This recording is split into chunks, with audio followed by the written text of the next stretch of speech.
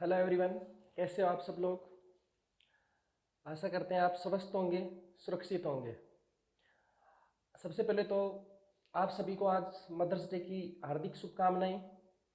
आज हम डिस्कस करने वाले हैं मैकेनिज्म ऑफ फोटोसिंथेसिस, प्रकाश संश्लेषण की क्रियाविधि। हमने पिछले वीडियो में प्रकाश संश्लेषण के बारे में जनरल इंट्रोडक्शन पढ़ा था, क्लोरोप्लास्ट के बारे में पढ़ा था। आज हम प्रकाश संश्लेषण की क्रियाविधि के बारे में डिस्कस करेंगे। काफ़ी लंबा चौड़ा टॉपिक है ये और काफ़ी इंपॉर्टेंट टॉपिक है। मैकेनिज्म ऑफ फोटोसिंथेसिस, प्रकाश संश्लेषण की क्रियाविधि। देखो, प्रकाश संश्लेषण की क्रियाविधि को विस्तार से पढ़ने से पहले हम कुछ प्रमुख बिंदुओं के बारे में चर्चा करेंगे। फोटोसिंथेसिस का हम संक्षिप्त में कुछ पॉइंटों के माध्यम से अध्ययन करेंगे, जानेंगे। तो देखो, प्रकाश संश्लेषण की क्रियाविधि के प्रमुख बिंदु, यदि क्वेश्चन आ जाए कि प्रकाश संश्लेषण की क्रियाविधि के प्रमुख बिंदु लिखो, तो देखो सर्वप्रथम क्या होगा। सर्वप्रथम क्लोरोफिल एवं सहायक वर्णकों द्वारा प्रकाशीय ऊर्जा को अवशोषित किया जाता है। सबसे पहले जो क्लोरोफिल मुख्य वर्णक है और जो सहायक वर्णक है, कैरोटीनॉइड्स हैं, फाइकोबिलिन्स हैं, फाइकोरिथ्रिन है, इनके द्वारा प्रकाशीय ऊर्जा को अवशोषित किया जाता है। जैसा कि आप सबको पता है, प्रकाशीय ऊर्जा को अवशोषित करने का मुख्य कार्य होता है क्लोरोफिल को। जैसे इस ऊर्जा को अवशोषित कर लिया जाता है, तो इस अवशोषित ऊर्जा का उपयोग जल के प्रकाशिक अपघटन में किया जाता है, जिससे H+ आयन एवं इलेक्ट्रॉन मुक्त होते हैं। मतलब जो ये ऊर्जा अवशोषित हुई है, इस अवशोषित ऊर्जा का उपयोग जैसे देखते हैं, ये H2O है जिसका पता करते हैं इन लाइट, और ये H2O टूट के क्या मुक्त करेगा, ½ O2 plus 2 proton plus 2 electron. मतलब ये जल का प्रकाशिक अपघटन किया जाएगा, और इस जल के प्रकाशिक अपघटन से क्या मुक्त हुआ, H+ आयन और इलेक्ट्रॉन मुक्त होते हैं। अपघटन में किया जाता है जिससे H+ आयन एवं इलेक्ट्रॉन मुक्त होते हैं। तीसरे बिंदु की हम बात करते हैं। इन मुक्त H+ आयन एवं इलेक्ट्रॉनों का उपयोग NADPH+ H+ एवं ATP निर्माण में किया जाता है।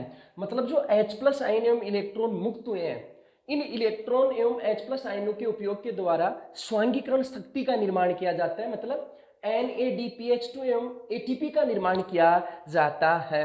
और आप सबको पता है, जीवों में ऊर्जा ATP के रूप में संग्रहित रहती है। इस ATP एवं NADPH2 अणुओं का उपयोग CO2 के अपचयन में किया जाता है, जिससे शर्करा का निर्माण होता है। ये 4 बिंदु हैं फोटोसिंथेसिस की, जिनके बारे में हम आगे जो वीडियो बनाएंगे 3-4, उनमें विस्तार से अध्ययन करेंगे। भाई आप सबको पता है, फोटोसिंथेसिस में कल मैंने बताया था 2 प्रमुख कार्य होते हैं। एक तो जल का प्रकाशिक अपघटन होता है और एक शुगर यानी शर्करा का निर्माण होता है। सर्वप्रथम जो भी क्लोरोफिल और सहायक वर्णक है, उनके द्वारा प्रकाश के जो फोटोन है उनको अवशोषित किया जाएगा। इस प्रकाश के फोटोन को अवशोषित करके जल का प्रकाशिक अपघटन किया जाएगा, और जल का प्रकाशिक अपघटन होगा तो H+ आयन एवं इलेक्ट्रॉन मुक्त होते हैं। इन मुक्त H+ आयन एवं इलेक्ट्रॉन का उपयोग NADPH2 एवं ATP निर्माण में किया जाता है, यानी स्वांगीकरण शक्ति का निर्माण किया जाता है। और इस ATP और NADPH2 अणु का उपयोग CO2 के अपचयन में किया जाता है, जिससे शर्करा उत्पन्न होती है। और मैंने कल आपको बताया था, CO2 का अपचयन होता है और जल का ऑक्सीकरण होता है। और जो शर्करा है C6H12O6 है, वो CO2 द्वारा उत्पन्न होती है, और जो प्रकाश संश्लेषण में O2 उत्पन्न होती है, वो जल के प्रकाशिक अपघटन से उत्पन्न होती है। ये थी इसके संक्षिप्त 4 पॉइंट। अब इस क्रियाविधि को हम इस विस्तार से पढ़ेंगे, प्रकाश संश्लेषण की क्रियाविधि।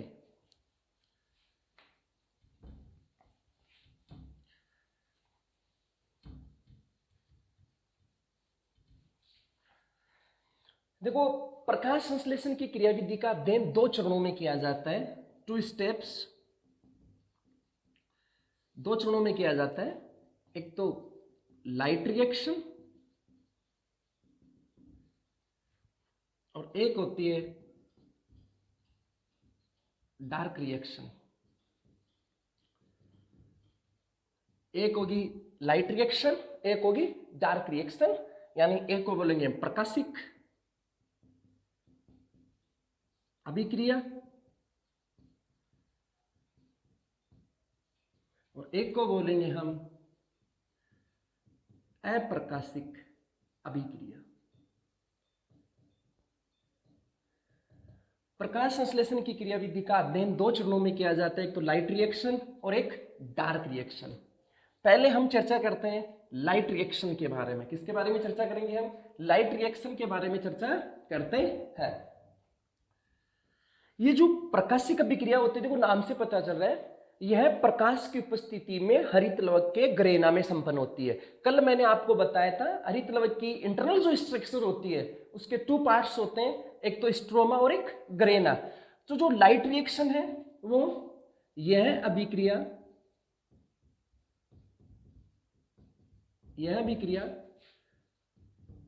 हरित लवक यानी क्लोरोप्लास्ट हरित लवक के ग्रेना में प्रकाश की उपस्थिति में संपन्न होती है। प्रकाश की उपस्थिति में संपन्न होती है, तभी इसको बोलते हैं लाइट रिएक्शन। नाम से पता, लाइट रिएक्शन ही प्रकाश की उपस्थिति में अभिक्रिया संपन्न होती है। और कहाँ होती है? हरित लवक के ग्रेना में, हरित लवक के स्ट्रोमा में जो सिक्कों के समान व्यवस्थित रचनाएं पाई जाती है उनको ग्रेना कहा जाता है। अब जो लास्ट वीडियो था उसमें हरित लवक की संरचना मैंने बताई थी, वहां पे आप पढ़ सकते हो। देखो इस अभिक्रिया में प्रमुख रूप से क्या होता है?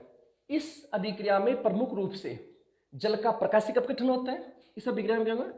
इस अभिक्रिया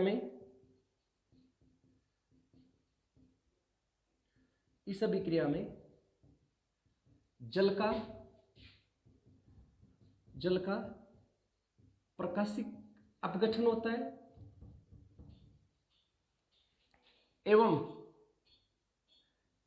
एवं इस अपघटन से H+ आयन एवं इलेक्ट्रॉन मुक्त होते हैं, जिनका उपयोग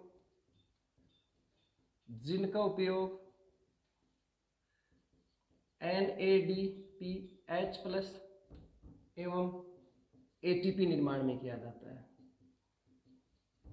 जिनका उपयोग NADPH2 एवं ATP निर्माण में किया जाता है।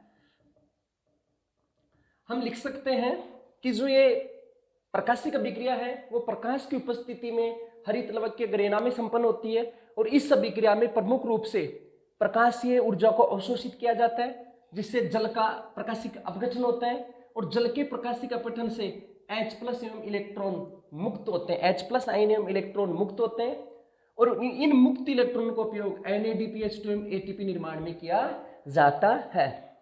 इस NADPH2 एवं ATP का उपयोग अप्रकाशिक अभिक्रिया में CO2 के अपचयन में किया जाता है, जिससे शर्करा उत्पन्न होती। ये मुख्य रूप से लाइट रिएक्शन में होता है।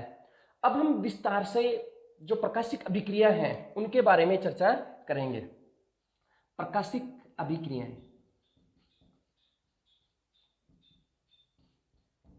अभिक्रियाएं या इनको बोलेंगे हिल अभिक्रियाएं। प्रकाशिक अभिक्रियाएं या हिल अभिक्रियाओं के बारे में हम नंबर से चर्चा करते हैं। ये क्वेश्चन बहुत बार आ जाता है कि हिल अभिक्रियाओं को विस्तार से समझाइए या प्रकाशिक अभिक्रियाओं को विस्तार से समझाइए। तो सर्वप्रथम क्या होगा?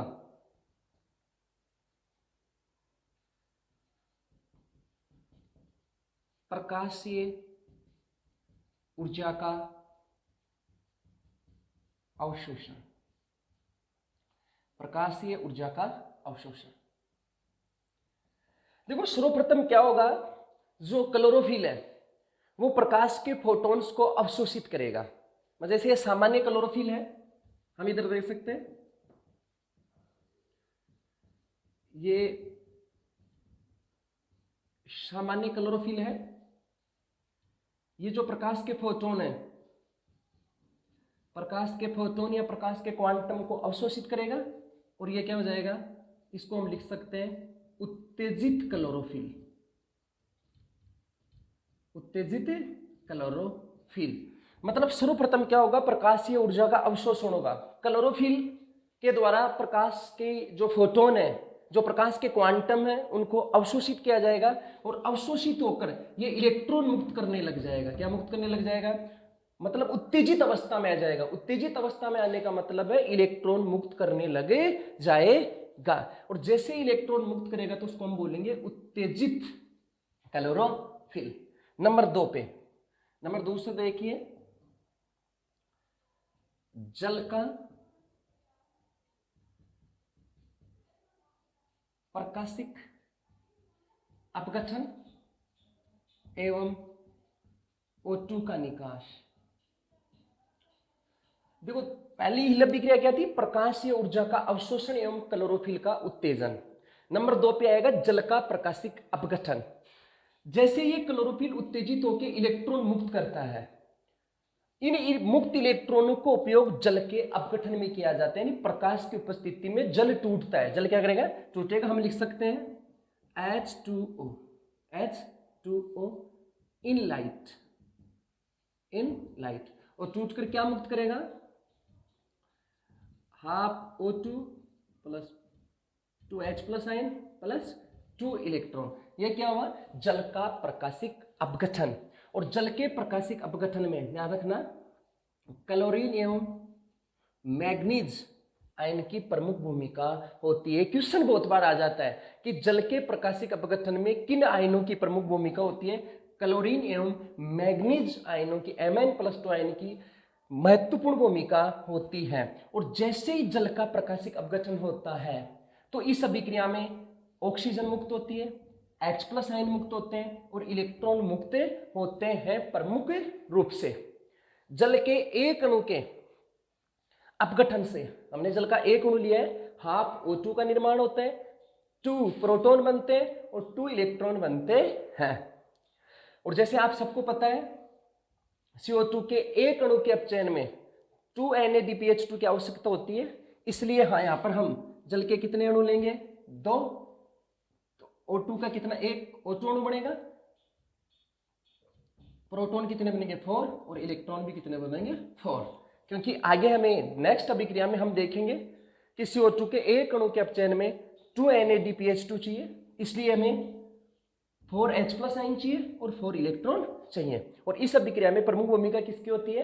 क्लोरीन और मैग्नीज आयनों की। तीसरी हम हिल अभिक्रिया देखेंगे,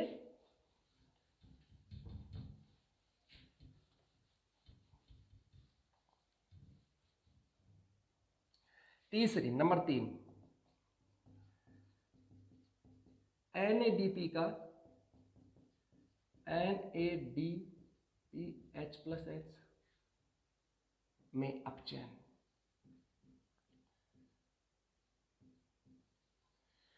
आपको पता है कि जो क्लोरोप्लास्ट की मैट्रिक्स होती है उसमें NADP आयन पाए जाते हैं, जो कोएंजाइम में पाए जाते हैं। तो तीसरे विक्रिया में NADP का किसमें अपचयन होगा? NADPH2 में। मतलब जो जल के प्रकाशिक अपघटन से जो H+ आयन मुक्त हुए थे, जल के प्रकाशिक अपघटन से जो H+ आयन मुक्त हुए थे, वह H+ आयन NADP का 2 इलेक्ट्रॉन मुक्त हुए थे, किसमें अपचयन कर देते हैं? NADPH+ आयन में क्या कर देंगे? इसको अपचयित कर देते हैं। इसको क्या कर देंगे? अपचयित कर देते हैं। एक CO2 के अपचयन में, एक CO2 के अपचयन में 2 NADPH2 आयनों की आवश्यकता होती है। CO2 के एक अणु के अपचयन में कितने आयन चाहिए? 2 NADPH2 आयनों की आवश्यकता होती है। इसलिए हमें कितने चाहिए? 4H+ आयन चाहिए एवं 4 इलेक्ट्रॉन चाहिए। H+ आयन डायरेक्ट प्राप्त हो जाएंगे और इलेक्ट्रॉन हम आगे फेंकेंगे, मतलब एक निश्चित तंत्र में चक्कर लगा के फिर अंत में इसके पास में आएंगे। तीसरे विक्रिया में क्या हुआ? NADP का अपचयन हुआ किसमें? NADPH2 में। किसमें? NADPH2 में NADP का क्या हो जाता है? अपचयन हो जाता है। और एक CO2 के अपचयन में आप सबको पता है ATP और NADPH2 का उपयोग CO2 के अपचयन में किया जाएगा अप्रकाशिक अभिक्रिया में, जिससे शर्करा उत्पन्न होगी। तो NADP आयनों की आवश्यकता होती है। अब नंबर नेक्स्ट पढ़ते हैं हम,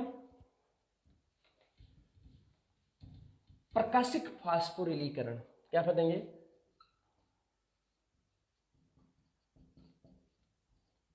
प्रकाशिक फास्फोरिलीकरण।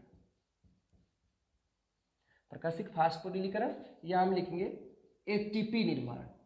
आप सबको पता है NADPH2 का निर्माण हो चुका है, अब हम करेंगे ATP का निर्माण। देखो इस अभिक्रिया में क्या होगा, जो जल के प्रकाशिक अपघटन से, जैसे हमने पीछे पढ़ा H2O इन लाइट और क्लोरीन और मैग्नीज आयन, क्या हुआ, half O2 plus 2H+ ion plus 2 electron. इस H+ आयन का उपयोग हो चुका है किसके निर्माण में? NADPH2 के निर्माण में। और ये जो इलेक्ट्रॉन है, इन इलेक्ट्रॉनों का प्रकाश तंत्र में कर्मिक प्रभाव होगा। प्रकाश तंत्र में क्या होगा? कर्मिक प्रभाव होगा। मतलब ये एक ग्राही से दूसरे ग्राही पर कर्मिक रूप से जाएंगे और इनके कर्मिक प्रवाह से गतिज ऊर्जा उत्पन्न होगी। उस गतिज ऊर्जा को ATP सिंथेटेज एंजाइम ग्रहण करके किसका निर्माण करेंगे? ATP का निर्माण करेंगे। किसका निर्माण करेंगे? तो हम लिख सकते हैं जल के प्रकाशिक अपघटन से, जल के प्रकाशिक अपघटन से मुक्त होने वाले इलेक्ट्रॉनों का कर्मिक प्रभाव होता है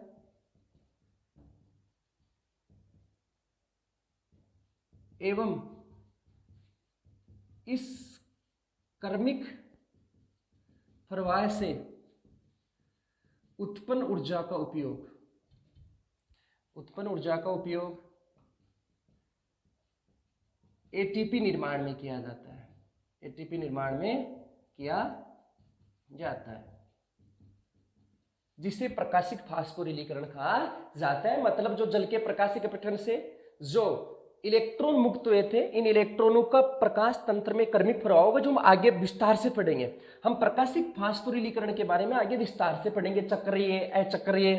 तो इससे क्या उत्पन्न की जाएगी? ATP उत्पन्न की जाती है, जिसको प्रकाशिक फास्फोरिलीकरण कहा जाता है। अब हम पढ़ते हैं लाल पतन, इमर्सन वर्दी प्रभाव और दो प्रकाश तंत्र, 2 फोटो सिस्टम के बारे में चर्चा करते हैं। जो हम हिल अभिक्रियाएं पढ़ रहे हैं नंबर से, उसमें हम लास्ट हिल अभिक्रिया पढ़ेंगे लाल पतन, इमर्सन वर्दी प्रभाव और दो प्रकाश तंत्र। देखो हम चर्चा करते हैं, एक साइंटिस्ट थे इमर्सन। इमर्सन ने भिन्न भिन्न तरंग दैर्घ्य युक्त प्रकाश में प्रकाश संश्लेषण की क्रियाविधि का अध्ययन किया। मतलब भिन्न भिन्न तरंग दैर्घ्य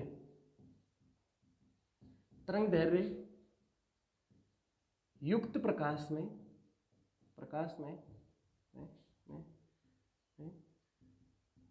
प्रकाश संश्लेषण की क्रियाविधि का अध्ययन किया।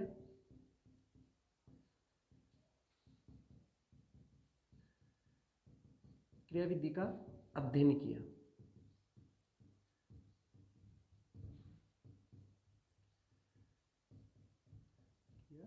जिससे निम्न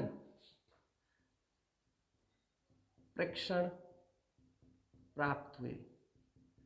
देखो एक साइंटिस्ट थे इमर्सन, उन्हें अलग अलग तरंग दैर्घ्य युक्त प्रकाश की किरणों में प्रकाश संश्लेषण की क्रियाविधि का अध्ययन किया, जिससे निम्न प्रेक्षण प्राप्त हुए। नंबर एक लाल पतन।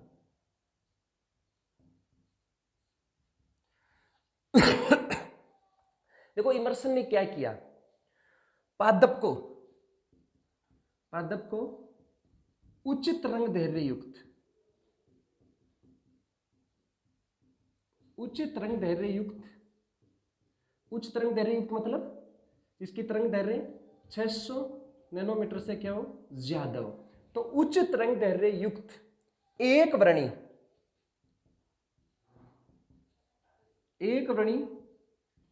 प्रकाश दिया।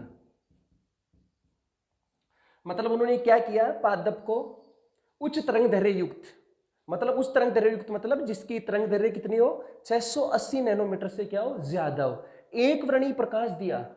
तो उन्होंने देखा कि प्रकाश संश्लेषण की दर कम हो जाती है, दर कम हो जाती है। यह कमी प्रकाश के लाल क्षेत्र में होती है,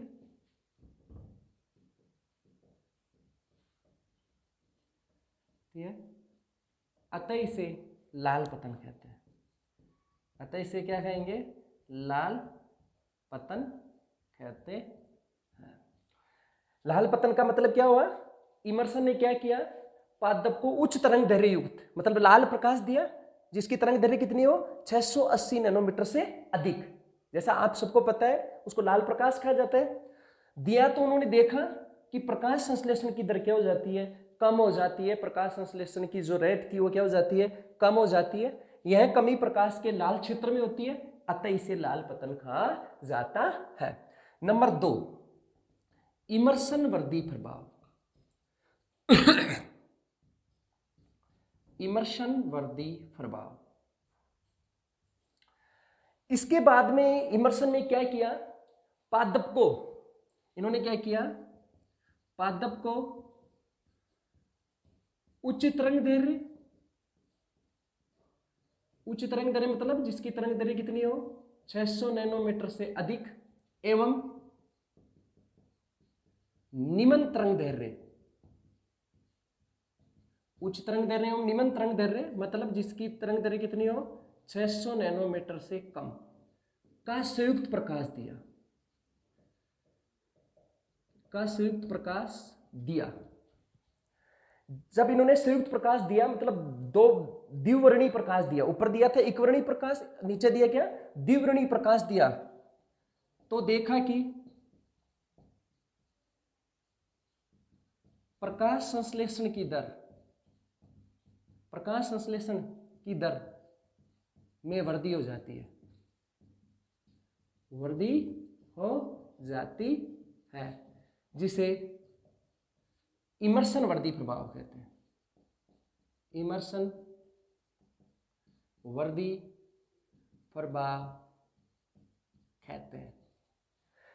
मतलब पहला पढ़ा हमने लाल पतन, दूसरा पढ़ा इमर्सन वर्दी प्रभाव। इमर्सन वर्दी प्रभाव क्या था बेटा, कि जब पादप को उच्च तरंग दैर्घ्य एवं निम्न तरंग दैर्घ्य, उच्च तरंग दैर्घ्य मतलब जिसकी तरंग दैर्घ्य 680 नैनोमीटर से अधिक हो एवं निम्न तरंग दैर्घ्य जिसकी तरंग दैर्घ्य 680 नैनोमीटर से कम हो, का संयुक्त प्रकाश दिया, तो उन्होंने देखा कि प्रकाश संश्लेषण की दर क्या हो जाती है, बढ़ जाती है या अधिक हो जाती है, जिसे क्या बोला जाता है, इमर्सन वर्दी प्रभाव। अब इससे हम क्या निष्कर्ष निकला, ये लाल पतन और इमर्सन वर्दी प्रभाव से क्या निष्कर्ष निकला, यदि इसके बारे में हम निष्कर्ष के बारे में चर्चा करते हैं,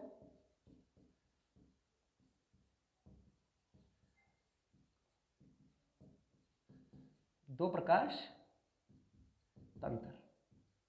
अब इन लाल पतन और इमर्सन वर्दी प्रभाव से क्या निष्कर्ष निकला, तो देखो इससे निष्कर्ष निकलता है कि प्रकाश संश्लेषण के लिए कम से कम दो प्रकाश तंत्रों की आवश्यकता होती है। क्या निष्कर्ष निकला,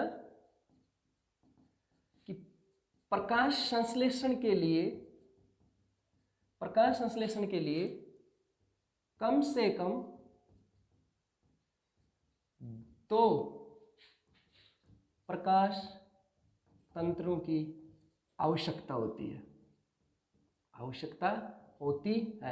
मतलब दो प्रकाश तंत्र चाहिए, दो वर्णक समूह चाहिए, एक तो उच्च तरंग दैर्घ्य की प्रकाश की किरणों को ग्रहण करे और एक निम्न तरंग दैर्घ्य की प्रकाश को ग्रहण करे। मतलब कम से कम दो प्रकाश तंत्र चाहिए, जो उच्च को भी ग्रहण कर ले और जो किसको कर ले, निम्न को भी ग्रहण कर ले।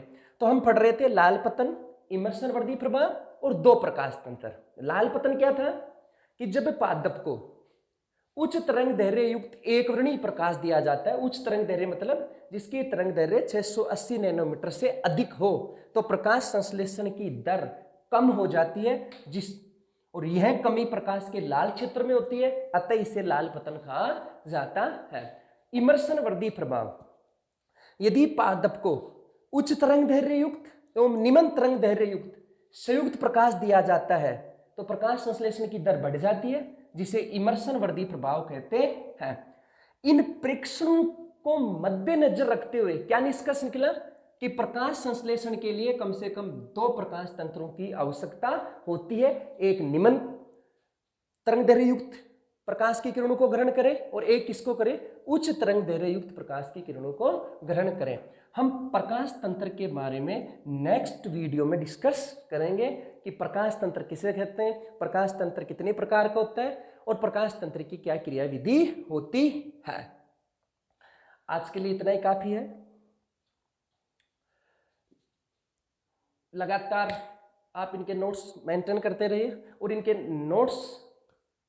नोट्सों के लिए आप हमारे Facebook page biology by R K Yadav को फॉलो कर सकते हैं। वहाँ पे इन नोट्स की पीडीएफ है और हमारे व्हाट्सएप नंबर पे भी आप मैसेज कर सकते हैं, जो डिस्क्रिप्शन में हमने वो व्हाट्सएप नंबर डाल रखे हैं। अपना ख्याल रखिए, फिर मिलते हैं नेक्स्ट वीडियो में नेक्स्ट टॉपिक के साथ। Thank you, all the best. जय हिंद, जय भारत।